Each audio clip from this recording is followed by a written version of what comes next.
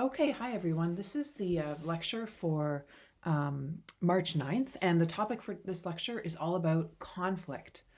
And this is an outline of the topics, the subtopics we're going to talk about. But before we get into conflict, I wanted to talk a bit about the midterm and give you a few reminders for what's happening this week.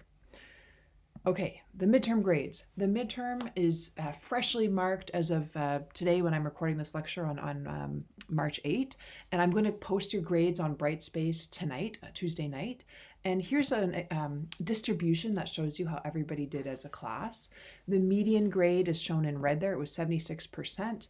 The blue curve shows you the kind of the distribution of the numerical grades, and then the little black dots show you the data points for individual student grades. So 35 students wrote the midterm.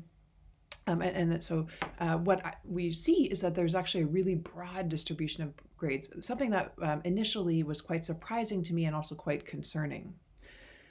Now, there were a handful of students that got perfect, and that's fantastic. Congratulations to those students. But there were also a handful of students that did pretty poorly, and I think some of you will be quite disappointed with how you did. And I'm here to talk, and so is Jenna. So if you're in that situation, please don't hesitate to reach out to us. The midterm is a really good chance to find out where your weak areas are. Okay, so overall, this was worrisome to me at first, but I did go back and look at the midterm from the last time I offered this course 2 years ago, and actually the median grade this year was a little bit higher, and the distribution was also broad 2 years ago. There were also quite a number of students who scored below 60%, for example. So, nevertheless, I wasn't really happy with this. So what to do now? Well, actually, I'll just say as an aside, I asked my daughter, my 5-year-old daughter, what should we do? What should I do? Should I kind of offer any opportunity to improve? And she said that I should randomly give bonus points to half of the students who got perfect as a strategy to help people out. And she was very confident that that would be a good teaching strategy, but we're not going to do that. Okay, so what should you do? Well, to start with, I would encourage you, after I reveal the midterm tonight, to review your midterm question by question and reflect on your grade. Is your score what you expected? What areas are your strong points? What areas are your weaknesses? And if something went wrong with the timing of your test, if you just ran out of time and weren't able to do a question at all, you can reach out to me. That's the kind of thing that you should let me know about, and we can talk. Keep in mind, the final exam is a chance for you to recover. The final exam is worth 30% of your overall grade, and the midterm is worth 20%. However, if you do better on the final than you did on the midterm, or if you just missed the midterm, then your final exam will be worth 50%. So let's say you were unhappy with your grade on the midterm and you managed to improve on the final exam, your midterm won't count at all and your final exam grade will count for 50% of your overall course grade. So that's a really good chance for you to recover. That said, the midterm is the best guide for what the final exam is going to be like. The final exam will be cumulative. It will cover all of the course material. The types of questions on the final will be just like the midterm. They will be written response questions, and it's really going to focus on getting you to apply concepts from the course just like the midterm. It's an open book test. I won't ask you to regurgitate information from the slides so much as get you to apply a lot of these concepts. Okay, but one more thing I'm going to do. Because on our midterm, the second question, which was the game theory analysis, was a common sticking point. It had a median grade of only about 3 out of 6, and about half of the students failed this question. So this was a real problem. Because this was a sticking point, I want to give you an opportunity to just make up that question if you want to. And so here's what we're going to do. I'm going to create this optional activity in Brightspace that will be a makeup for question 2. You only have to do it if you want to. It's going to be a quiz on Brightspace with just one question. And the question will be a new version of the game theory question on the midterm, right? So it's going to be another game theory question, and it's going to be marked out of 6 again. So it's like a redo for you. It will have a different correct answer, but same question, different answer. Okay, it's going to be this activity on Brightspace that will be available from Wednesday morning, March 9, until midnight, right before midnight on March 14. So you'll have several days in which you can do this activity. Once you start the activity, you have 40 minutes to complete it, so that should be more than enough time. And same principles apply as we had on our midterm. Your work has to be your own. You have to submit your own work. You can't work together on this.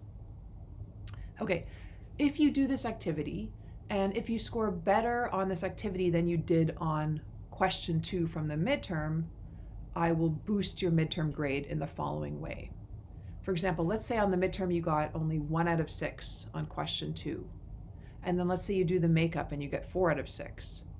I'll raise your midterm grade by those extra 3 points. And let's say you scored 5 out of 6 on the makeup question. Well, then I'll raise your grade by an extra 4 points, and so on. So it's a chance for students who did really badly on question 2 to make up for it. And anybody can try it. You know, you can, even if you did well on question 2, you can do it if you want. There's no penalty for trying. If you happen to do worse on the makeup than you did on question 2, I'm not going to lower your midterm grade. It won't possibly hurt your grade. And just to keep it clear, the makeup here is specific to question 2, and the reason I'm offering it is that question 2 is a sticking point for so many students. So the makeup doesn't change your grade for any of the other midterm questions. However, if you have concerns about other aspects of the midterm, please do reach out and get in touch with me. Okay. All right, so that's it for the midterm stuff. Just a few reminders here about what we have on this week. So this Friday, there's a paper to read. It's a paper about ideas about why human males have beards and human females do not. And so we'll have another group assignment on this paper on Friday. You can either do it on campus, you can come to Nickel in room 4020, or you can meet on Zoom. Either one is possible. And also, if you're working on your independent project proposal and you have some questions for us, or you just want to get some ideas, Jenna and I are available to talk about that on Friday as well. Which brings up the fact that the proposal is due at the end of the night on Sunday, March 13. So that's coming up really soon, your proposal for your project. It's worth 5% of your overall grade in the course. So it's not worth a lot, but it's a really important chance for you to get started and get feedback on your ideas. So you can get the instructions PDF on Brightspace.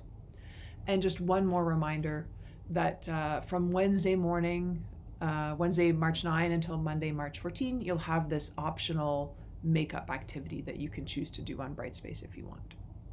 Okay, so that's it for the kind of business stuff, and now we can get into conflict. Now I have a couple of video examples in here that I think are so interesting. I really recommend watching them, and I have a feeling that YouTube is going to make me trim them out for copyright reasons. So I'm going to go ahead and continue, but I strongly encourage you, if I'm forced to take these out of this video, I strongly encourage you to click on the link and go watch the video at this point in the lecture.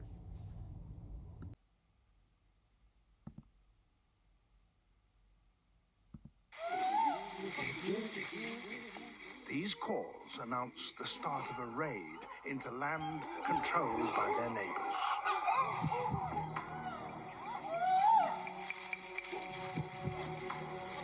As they leave their core zone, the patrol goes silent, occasionally stopping to listen.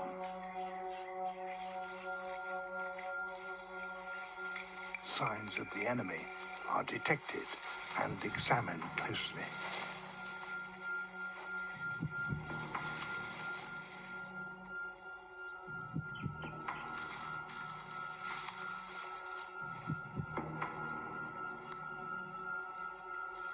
The chimp militia are now at the very edge of their territory. All need to be on maximum alert.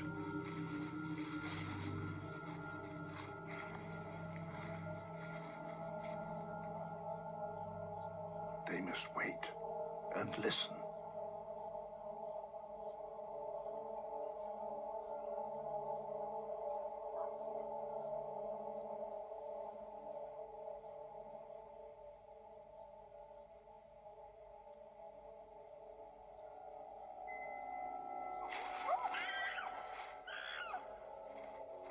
An unfamiliar chimp call raises the tension. It's an uncertain time. The size of the rival group is as yet unknown. Not far away, their neighbors are feeding in a fig tree, oblivious to the approaching dangers. The patrol moves off with a sense of purpose. They must remain silent until they close in on their rivals.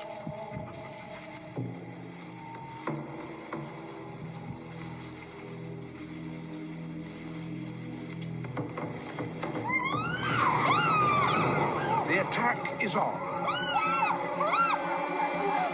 To intimidate their opponents, the aggressors scream and drum on buttress roots.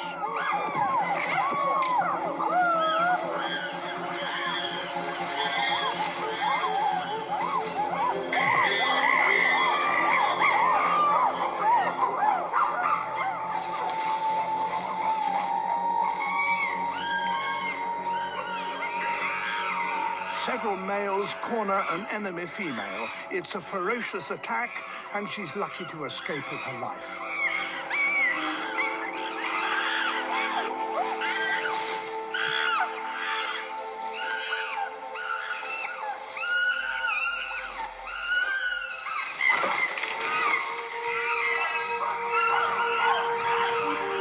Others are not so fortunate.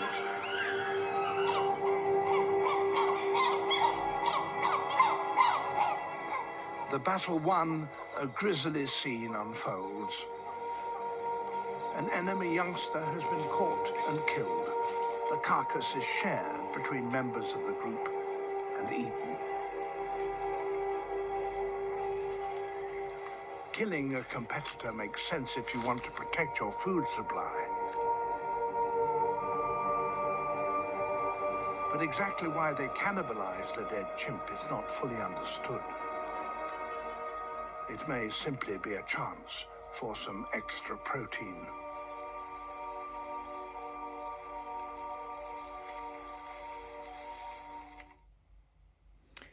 Okay. Oop. So that was an example of conflict among groups, among chimpanzee groups that that have different territories that they're using for foraging and things like that, and how these different groups can conflict very violently over those resources. And I find it disturbing, but also really fascinating to think about, this is like the origin of a lot of organized conflict behaviors that we have as humans now. Okay, so what is conflict and what causes it? Well, if you think back to the beginning of the course, we laid out the benefits and costs of social living. And I've highlighted here how a lot of these costs of social living, especially resource competition, mating competition, competition over reproductive opportunities, and sometimes cannibalism, can be sources of conflict among individuals. Okay, so what is conflict? Well, it's just defined as interactions that harm the recipient. So we can talk about conflict as including selfish interactions and spiteful interactions. And the common theme here is that we're in the lower row of this matrix where the effect on the recipient is harmful or negative. We're going to focus on a lot of vertebrate animals today. And I just want to emphasize, for one thing, that conflict is broader than just fighting. It also includes behaviors like threat displays, displacements, or one animal takes the place of another, placation behavior, conciliation behavior. So there's many different types of agonistic behaviors that get involved in kind of the complex conflict behavior we see in vertebrates. But I also want to highlight that conflict happens in invertebrates too. And here's an example of an organism that could not be much simpler. These are trematode worms. They're flatworms that live inside snail hosts in aquatic environments. And these trematode worms live in colonies, and they have a lot of similarities to eusociality. For instance, this particular type of trematode worm has castes. They have reproductive individuals that are larger and that produce young, and then they have soldier individuals that are just a fraction of the size of the reproductive individuals, and that's what's shown in the upper left of the slide. I'm going to start this little video playing in the bottom here that shows you the behavior of a soldier. So we're zoomed in at really high magnification, and we're seeing a soldier use its mouth parts to attack another individual. So these soldiers are specialized for attacking worms from other colonies, from other groups. And so this is remarkable because even these simple parasites have behavioral conflict. And it's also remarkable to think that these simple parasites have something very similar to eusociality. The graph on the lower left of the slide is just showing you how morphologically the soldier caste is very different. It occupies a different kind of space in terms of the relationship between body width and length. And then panels D and E there, quite small, are showing you how the soldiers, shown by the red box plots, have much bigger mouth parts given their body size. So they're really specialized for attacking with these mouth parts. Okay, so some very interesting results studying this trematode species. It can be found in habitats kind of across this really big latitudinal gradient from like California down to Central America. And the kind of diversity of colonies, the abundance of colonies is highest at certain latitudes that are shown in red on this map. And what the researchers in this study found was that the production of soldiers depended on the environment, and that the trematodes from these like highly dense environments produced more soldiers. And that's exactly what we would expect if the soldiers are a response to competition with other groups. So the higher the prevalence of the trematodes in the environment overall, the more the production of soldiers. So they invest more into their armies when there is a greater threat.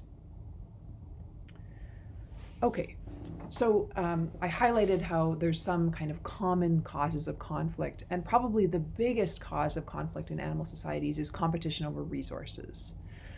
And we can assume that at a baseline that as group size increases within a group, the per capita share of a resource should decline with a relationship that's proportional to 1 over group size. And that's what's kind of diagrammed in the cartoon graph on the slide. So if we look at within a group, the more individuals there are, the greater the competition over some limiting resource. And these resources are usually things like food and shelter and habitat, but we can also consider mates as a limiting resource as well. Okay, and when do we expect the expression of agonistic behaviors or conflict behaviors? Well, we can consider at a theoretical level that these decisions might be the product of the costs and benefits involved. And we can build theoretical models like the imaginary one shown on this slide, where expressing aggression along the x-axis, the more aggression you express, we can assume that being more aggressive has certain costs in terms of, for example, risk of injury. But we can also assume that being more aggressive might have certain benefits in terms of accruing more resources to that individual. And so we can build optimality models where we can say, well, the average level of aggression we would expect is where the benefits subtract the costs is optimized. We can also use game theory to consider the expression of aggressive behavior, and we've looked at that already with our hawk-dove models. Contests or competition, conflict can be thought of as a game played out between different strategies. And these kind of game theoretic frameworks account for the fact that the benefits and costs are going to depend on the distribution of aggressiveness among other individuals in the population. Okay, so I mentioned resources are a common cause of conflict. Well, territory is also a really common cause of conflict, just as we saw in that example of the chimpanzee warfare. Territoriality is defined as the defense of space against others or from other individuals. And typically, a territory has some limiting resource like food, water, shelter. And so territories are defended by the use of aggression or threat behaviors. And sometimes, or probably most commonly, a territory is defended by a single individual, or perhaps a pair, a mated pair. But also we have examples where territories can be defended by groups.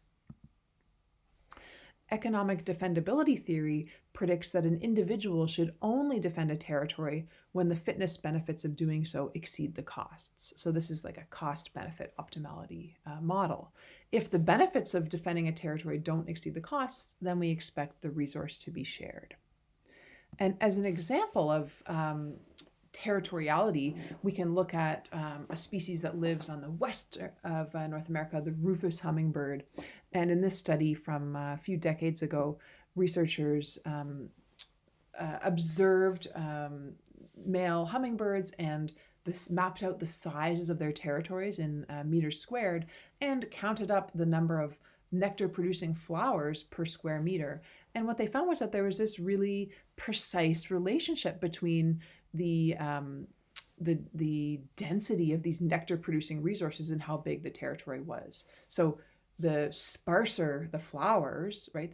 So the farther left we are along that x-axis, the bigger a male's territory has to be in order to support his energetic needs.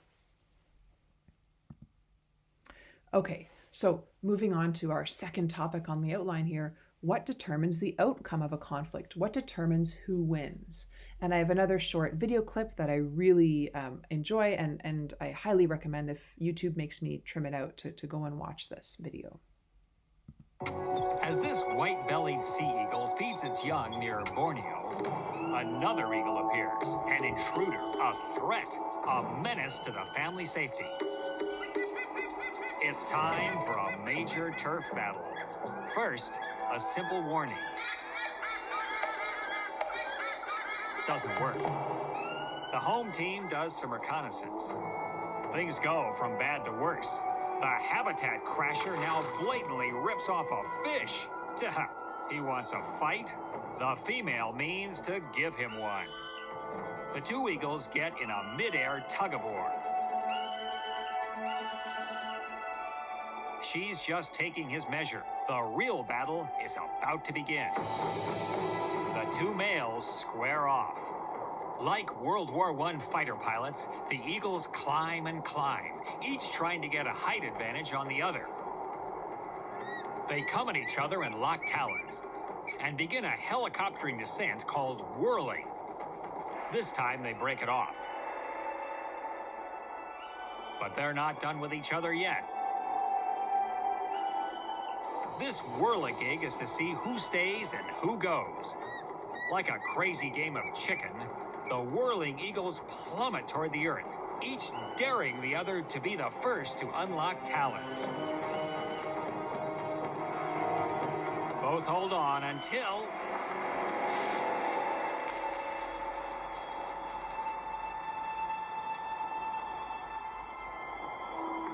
the intruder acknowledges his defeat. Time to move on. The home team celebrates the victory with a triumphant glide over their now secure home turf.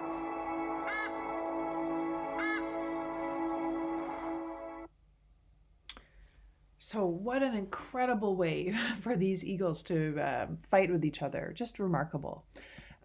Okay, so what determines who wins? Well, it depends on the species, it depends on the conflict, but in a lot of cases, the winner is the opponent who has greater resource holding potential. So what is resource holding potential? Well, it's kind of a circular thing. Resource holding potential just means any traits that allow you to defend resources from opponents. And very often in many organisms, resource holding potential is related to things like body size, physical strength, the amount of energetic reserves an individual has, how loud their vocalizations, how big their threat displays are, how big their weapons are, their stamina. So it depends on the species, it depends on the type of conflict, but these are the kinds of traits that are usually representative of an individual's resource holding potential. And sometimes it's these kinds of traits that determine who wins. It's the larger individual, the stronger one, who's the winning opponent. but not always. And this is the fascinating thing. Sometimes winning has nothing to do with size or strength. And I'd be so interested to know in the example of those sea eagles if there's something like this going on. The alternative that I want to explain to you here is something called the residency effect. And this effect is the home field, home court advantage. And the data on this slide come from the tarantula hawk wasp. And this is a wasp that hunts large prey to feed its larvae, like the spider that you see on the left of the slide. And males of this species defend shrubs that are their breeding territory. And so like a single male hawk wasp, tarantula hawk wasp, will own a territorial shrub. And what researchers found is that if you capture a male and remove him from his shrub territory, and you let a new male take over the shrub, and then you release the old territory holder back to the shrub, the outcome of that competition that then ensues depends on how long the new resident has been in occupancy. Okay, so if you remove a male and let a new male take over, and then put the old male back, who wins that battle will depend on how long the new guy was there. The longer he was there for, and that's what's shown along the x-axis, the more the intruder's time on the territory, the more drawn out the battle is, and the more likely the intruder will win. And so this is that residency effect. Who wins has nothing to do with how strong or big or how much stamina they have. It has everything to do with their ownership of the territory. And here's another example of that. This one's from birds. These are greater anis that nest communally. They live in Central and South America, and they have a remarkable social system. These anis form groups, and multiple females will lay their eggs in the same shared nest, and they'll take turns doing incubation. They'll take turns feeding the young. So they're cooperative breeders. And they also include helpers that often helper individuals that don't even have any eggs in that nest in a given year. And different groups of anis, these family groups, compete fiercely over nesting sites. Occasionally, one group will destroy another group's nest and try to take over that site. So they have quite fierce competition over this nest resource, or kind of nest territory as a resource. And what researchers found in this 10-year study, they monitored a number of ani breeding groups over many years and kept track of who was using what territory and the outcome of these competitions over these sites.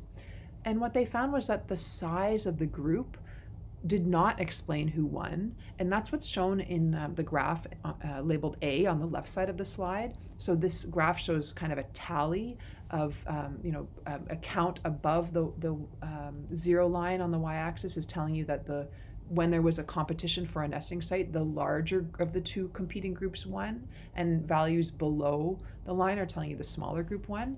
And so what we see is, and then the different X values are like, well, how much of a difference was there in group size? So sometimes there was only like 0 or 1 bird difference, and sometimes there was as many as 3 birds different, or 4.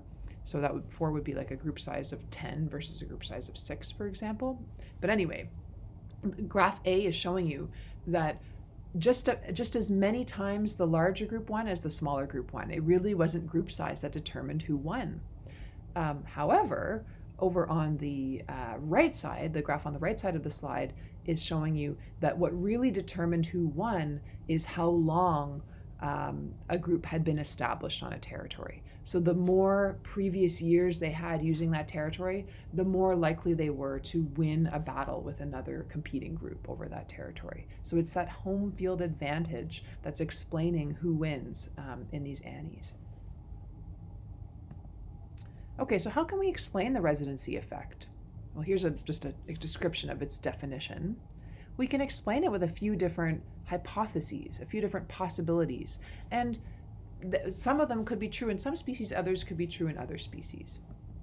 And so I'll list them here. Well, maybe Residency is just a conventional cue that just could be an evolutionarily stable strategy in a population. And so just maybe a given species has this convention that if you're a resident, you fight, and if you're not a resident, you give up. And maybe that system is evolutionarily stable, and that explains why this cue is maintained, or this kind of principle is maintained.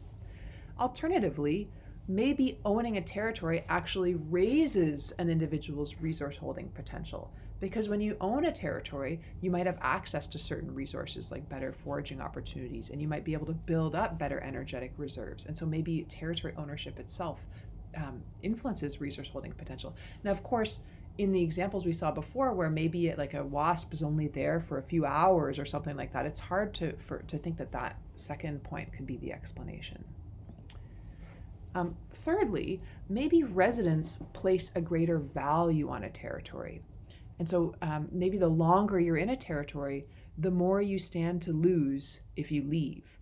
Because the longer you're in a territory, the more knowledge you have about the resources in that territory. And so perhaps residency and the kind of time of residency creates an asymmetry in the payoff matrix. It changes the payoff matrix of the costs and benefits of staying versus leaving.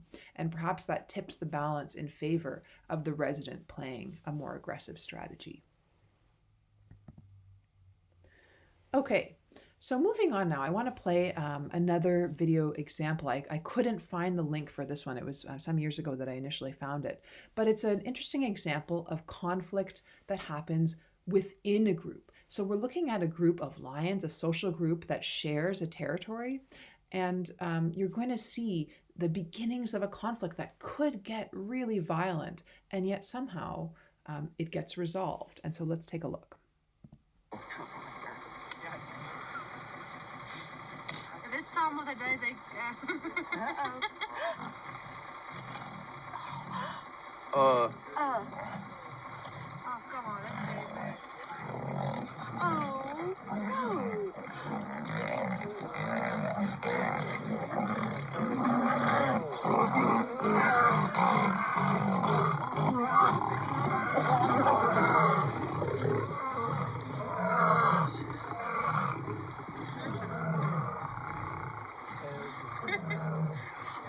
Is that one hurt? Yeah.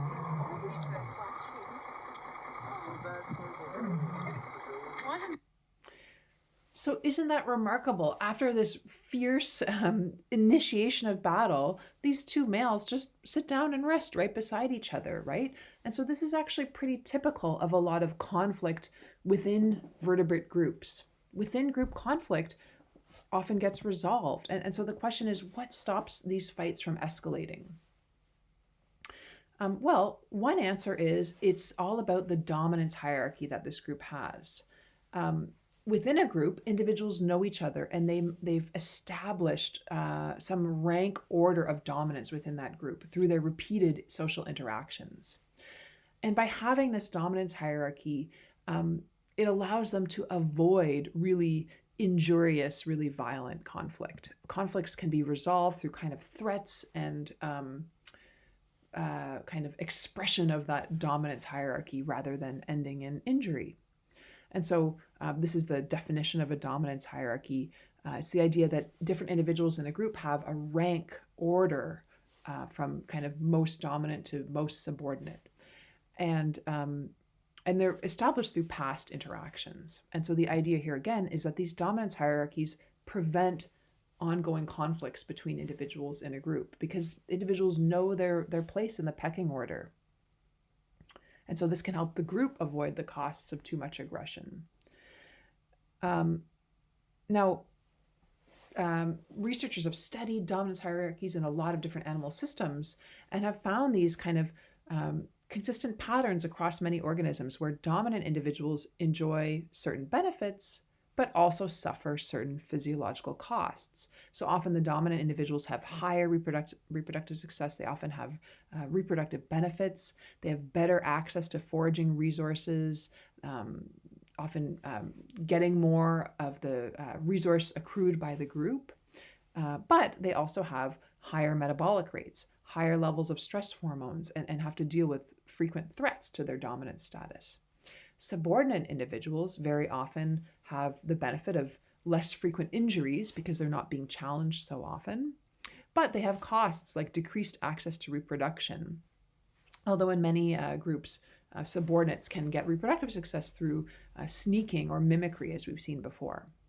And subordinates have another cost of decreased access to food resources in many cases.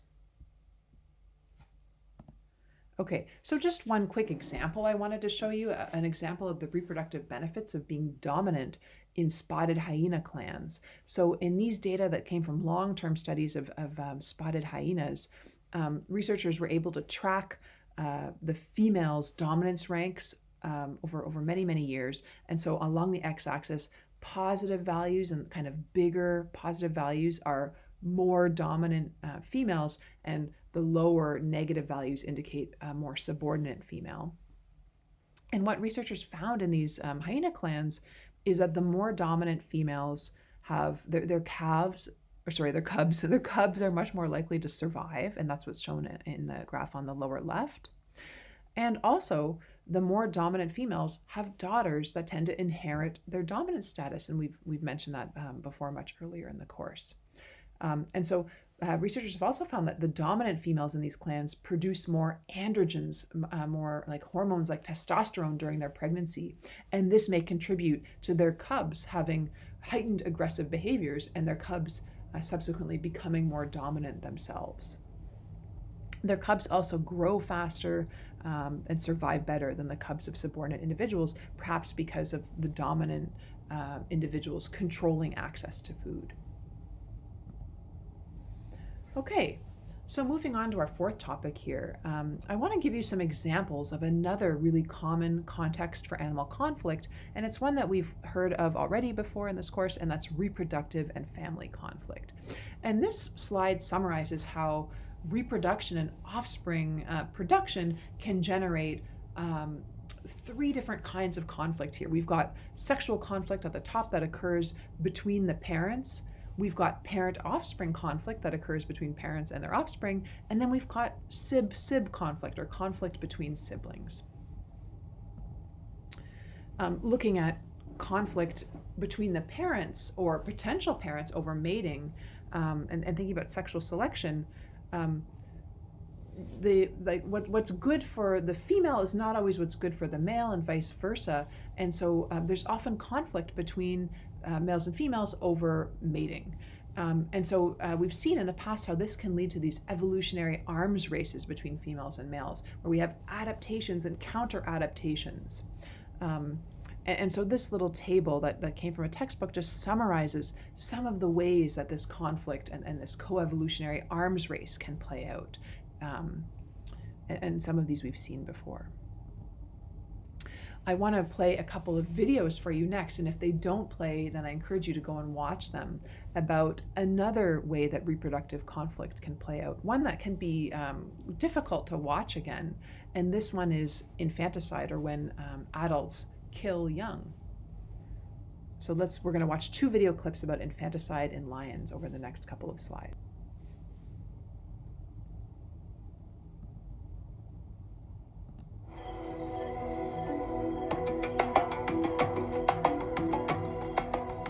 These two magnificent lions, the Matimba males, have dominated their territory unchallenged for many years.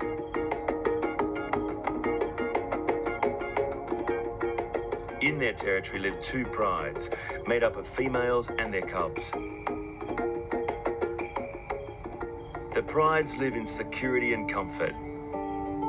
For the cubs, every day is an adventure. They spend the day exploring and playing, protected by the Matimba males. But lions' social life is seldom stable for long.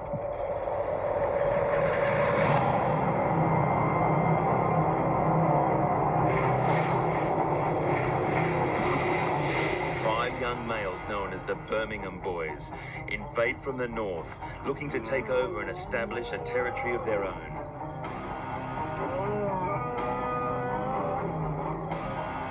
The five newcomers cause chaos.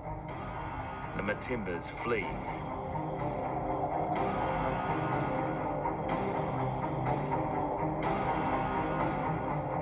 the new males kill all the cubs under a year old.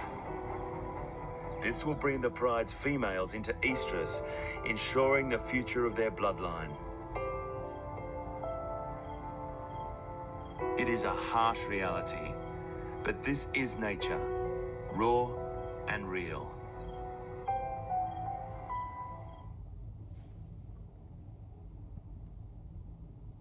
Okay, so the example in that second video showed how infanticide is not uncommon in these lions. And so when a male lion kills the offspring of a female, it will bring her back into fertility again. And so it will make it possible for the new male who took over to mate with that female and then produce his own offspring. So it's a form of very violent reproductive conflict. And what this figure shows you is that it's not unusual in mammals. This graph is a phylogeny from the paper that's cited at the bottom of the slide. And in this study, in this paper, the researchers mapped the presence of male infanticidal behavior across a very large number of mammal species, 260 mammal species, where it was known whether they engaged in this behavior or not. And for about half of the mammal species in the sample, the males were known to engage in infanticidal behavior. And when you map that trait onto this evolutionary tree, the researchers could see that this behavior must have evolved independently multiple times in the mammal family. And they also found that it mostly occurs in more social species. And so it's a bit hard to read from the graph, so I'll try to walk you through it. But in the graph, the open circles around the kind of tips of the circle, the open circles on the tips of the tree, those are the species that have male-led infanticide. And the tips that do not have a circle, those are the species that do not do male-led infanticide. And the gray lineages, the lineages that are shaded kind of an intermediate gray, those are the lineages where the mammal is social, where they live in groups. The lineages that are shown in black are the ones that live in monogamous pairs. And the lineages that are like the palest color, the lightest gray, those are the ones that are solitary living mammals. Okay, so what the researchers observed here was that infanticide is most common in the most social mammal species. It does not typically occur in the solitary living species. That said, there are exceptions to that rule, right? It's not a universal rule. And if you look closely at this tree, you can find examples where it's a solitary species that does do infanticide, or a group living species. Many of these group living species do not. So it's not a perfect correspondence between their social system and the presence of male-led infanticide. What about primates, the lineage that we arose from? Let's look at infanticidal behavior in the primate group. Well, back in 1961, a primatologist named Sugiyama was studying a band of gray langur monkeys. And they watched as this group of 7 males expelled the resident dominant male from the band. And in the days after, the new males fought amongst themselves until only one was left. And the last new male remaining killed all 6 of the infants in that band of monkeys. And at the time, this was 60 years ago now. At the time, the explanation was this was like a pathological thing that happened. Like the environment just must have been so poor, the population density was so poor that it kind of brought out this really unusual behavior. But Sugiyama hypothesized that perhaps infanticide could be beneficial. Perhaps it's actually sexually selected because it returns females into a receptive state. And so it allows the male who practices the behavior to avoid reproductive delays. And so this became known as the sexual selection hypothesis for the potential adaptive benefits of this very disturbing behavior. And this hypothesis has been supported by many further studies since, including studies in lions, for example. So just as a few more comments here, one of the reasons that the sexual selection hypothesis was controversial at the time was this idea that traits could only evolve if they were good for the group, right? So it was controversial at the time that something could evolve that would be good for the individual but bad for the group, like infanticide. people were reluctant to accept that. People thought, like, for something to evolve, it had to be good for the group. But we know now that that's not true. Thanks to social evolution, and thanks especially to game theory, we know that oftentimes adaptive behavior is not good for the group. It doesn't have to be, and often it isn't. In fact, all it has to have for it to be selected is for it to be good for the individual. Okay, so male infanticide we now know occurs in so many species. So as you saw in the previous graph, we know it occurs in rodents, carnivores, ungulates, hippopotamuses, horses, zebra, and maybe even whales. And in some of these species, it's a major source of infant mortality. For example, in mountain gorillas, which are another close relative of us, over a third of all infant mortality is caused by male infanticide. So it seems almost paradoxical, but it's true. Going back to that paper, looking at across all of the mammals, the researchers also mapped, they used some sophisticated statistical techniques to try to figure out the sequence of evolutionary events. And so what was the sequence that most likely occurred in terms of whether infanticide was gained or lost? And they looked at how that related to the testes size of a lineage, which is an indirect measure of female promiscuity. So it's thought that testes size is a good way to assess the mating system of a species. And what they found is that in the mammal groups where testes sizes were large, male infanticide was more often lost. And so the conclusion there was that female promiscuity may cause the loss of infanticide. And so the thinking there is that when in mating systems where females mate with more than one male, it's hard or impossible for a male to know who his offspring are. And so that can lead to the loss of infanticide. However, there's some contradictory studies on that point. And so this is a study by Opie et al. That concluded the opposite. And so this study focused just on primates instead of on all mammals. And they found that in primates, the evolution of infanticide is often followed by a shift towards monogamy. So same kind of correlation, but opposite direction of causation that they concluded. So which is it? Is it that more female promiscuity causes infanticide to be lost in a species?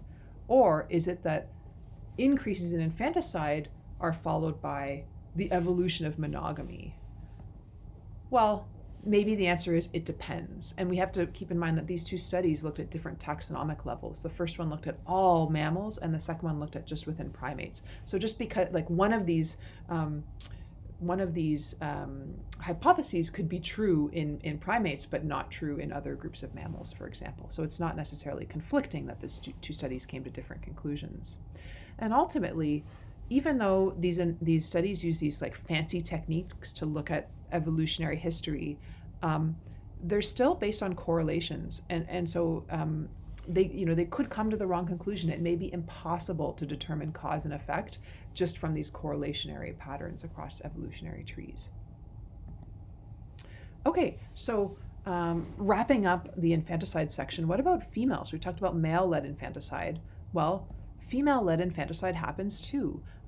So for example, in bonnet macaque monkeys, dominant females will attack offspring born to subordinate females.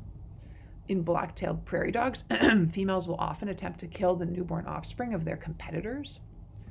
And in meerkats, these highly social group-living animals, when a dominant female is pregnant, they often kill the offspring of subordinate females in their group.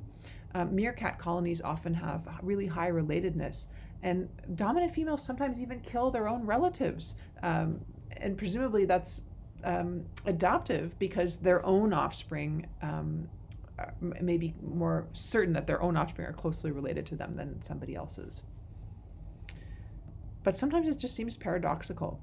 And even in chimpanzees, our closest relatives in the animal kingdom have been found to have female-led infanticide. And this small study, which is really interesting read, it's only a couple pages long, suggested that it's probably due to resource competition. When a female kills the offspring of another female, it's probably because it gives her own offspring an advantage in terms of for like accruing more food to eat. Okay, So that wraps up the infanticide section. I want to talk about some more subtle ways that conflict can happen between mates, between males and females. And in particular, subtle, indirect ways that mates can cause long-term harm. This is some really interesting research from Drosophila, where researchers found in this classic study that just being housed with males causes females to die younger than females that were housed alone. So these are survival curves where we're looking at the age of the flies in days along the x-axis and the probability or the proportion of surviving individuals on the x. And what the researchers found was that the females housed alone lived longer than females that were kept in a vial with a male. And so what's going on? Why would that be? Well, subsequent research showed that it's because of mating. It's because of the very active mating. Males transfer substances to females in their seminal fluid that actually cause females harm. And so this study had a similar graph. We're looking at survival curves, and this study manipulated the amount of mating, not just the presence of males, but whether the males were able to mate with the females. And the males that, the females that had been mated to more males had like earlier deaths and survived less well.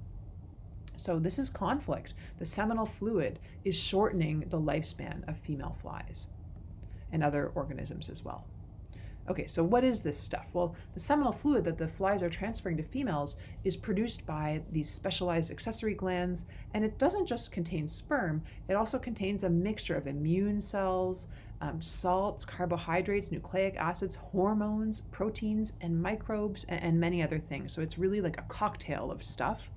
And when it makes contact with the female reproductive tract, male seminal fluid can stimulate ovulation. It can influence the female's immune activity, it can provide her with nutrition, and it can alter how her reproductive tract works, and it can do things like form a mating plug to prevent other males from mating with her. And so people have studied this quite well in Drosophila because they're this great model organism.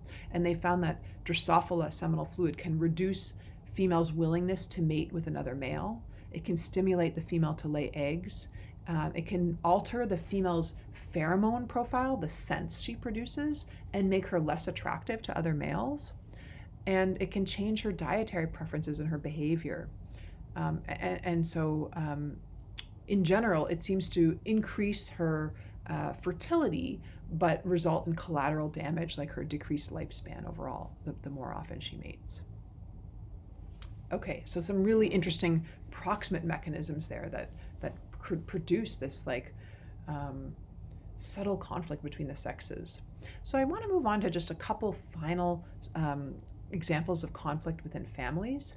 And I just want to mention that we've seen before in our previous lectures how parent-offspring conflict and sibling conflict is expected to be a function of the relatedness between the individuals. So the more closely related the individuals are, the kind of greater their interests align and the less we expect them to engage in conflict with each other. So for example, we expect parent-offspring conflict to be more intense in systems where females mate with multiple males and males have uncertain paternity. And we expect siblings to be in greater conflict, greater competition with each other when they have when their mothers may have mated with multiple males, for example, and then the siblings are less closely related to each other on average. Okay, so that summarizes those ideas, and here's a couple of empirical examples of that. So this is data from about, looks like about 11 different bird species, looking at the intensity of sibling conflict in birds. And what the researchers found was that the intensity of this conflict was greater in bird species that had more extra pair paternity. So when a bird species has a mating system where the female mates with multiple other males, the chicks in that species have louder begging calls and beg more intensely. And begging is one of the ways that these tiny little chicks compete with each other, conflict with each other over resources delivered by their parents. So the evolution of these begging calls is related to the mating system of the species. So this supports the hypothesis that competition can evolve in concert with kind of Hamilton's rule. Okay, and then another example about family conflict, looking at mammals now and a bunch of different, I can't remember this, yeah, these are all primate species. We can think about parent-offspring conflict as occurring in utero. That means in the uterus, and we can think about the fact that when females gestate their offspring internally in the uterus, the amount of resources that the offspring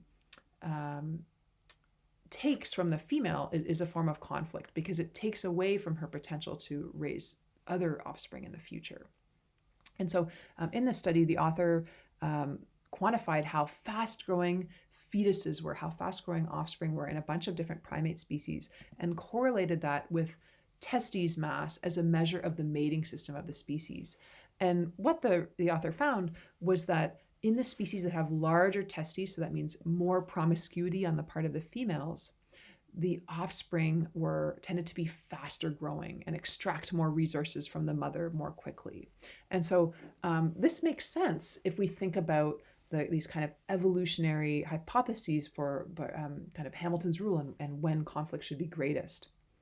In the species where females are more promiscuous, it means that any one offspring is less related to its mother's future offspring. And so it's more advantageous for that one offspring to extract as much as it can from its mother at the expense of future half-siblings. And so what this is telling us is that in the primate species, with more sperm competition, more female promiscuity, the fetuses tend to grow faster in the womb and extract more. So it's really remarkable conflict that exists before the offspring is even born.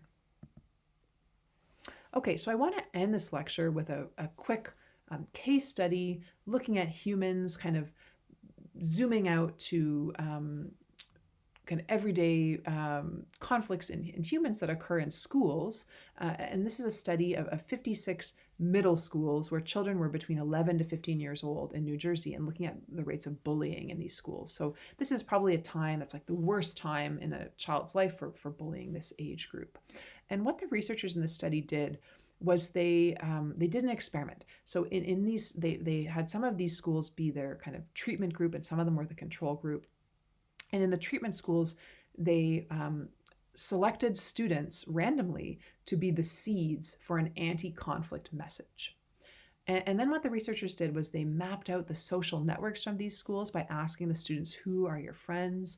And they characterized each student's centrality and their in degree in that social network, which is a measure of how many other students pinpointed that particular student as someone that was their friend. And so, and then they measured like how much bullying happened after this intervention. And in the control schools, they did all the same measurements, but they didn't seed this like anti-conflict message. And so the question was, would this anti-conflict message have an effect? And also, would its effect depend on the social position of the students who were seeded to be the face of that message, the kind of representatives of that message?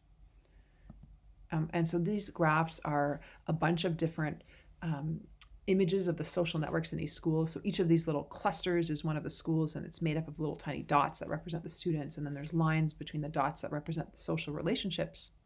And the red dots layered on top show you the cases of bullying or peer conflict that occurred after the treatment was initiated in the treatment schools.